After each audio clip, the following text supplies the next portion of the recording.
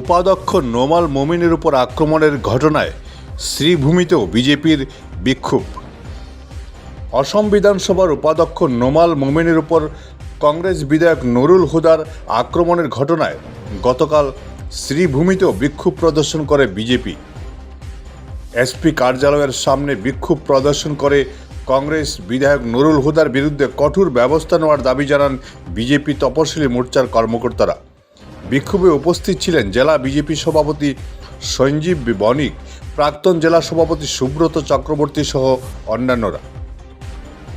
কালকের দিনটি একটি কালো অধ্যায় সূচনা হয়েছে আমাদের আসাম বিধানসভায়।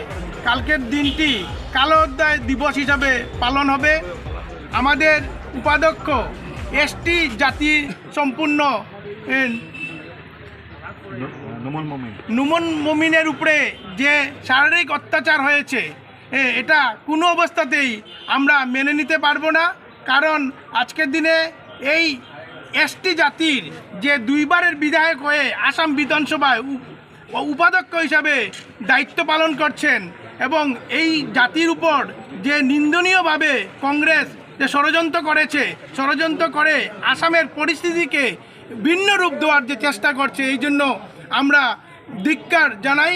কারণ আজকের দিনে আমরা ভারতবর্ষের সঙ্গে আসামের বিভিন্ন জাতিগোষ্ঠী সবাইকে নিয়ে আসাম গড়ার যে স্বপ্ন আমাদের প্রিয় মুখ্যমন্ত্রী দেখছেন, এটাকে কিভাবে বিপদে পরিচালনা করা যায় এর পরিকল্পনা হিসাবে কালকের দিনে কংগ্রেস যে ষড়যন্ত্র করেছিল, আমাদের বিধায়কগণ এটা প্রতিহত করার চেষ্টা করেছেন এবং আমরা ভারতীয় জনতা পার্টির শ্রীভূমি জেলার কার্যকর্তারা সবাই এর প্রতিবাদ জানাই যে আমাদের যে এই এসটি জাতির উপজাতি মানুষের উপর যারা এমনিতেই প্রত্যন্ত অঞ্চলে বসবাস করেন এবং ওরা যেভাবে মূল স্রোতে আমাদের ভারতীয় জনতা পার্টির যে অন্তর্দয় এবং মূল স্রোতে উঠে আসার যে প্রয়াস আমাদের সরকার করছে, ওনাদেরকে বাধা দিয়ে ভারতবর্ষের মধ্যে বিচ্ছিন্নবাদী এই পরিবেশ সৃষ্টি করার লক্ষ্যে যে কংগ্রেসের প্রয়াস, এই প্রয়াসের একটা নমুনা কালকে ওনারা বিধানসভায় পেশ করেছেন।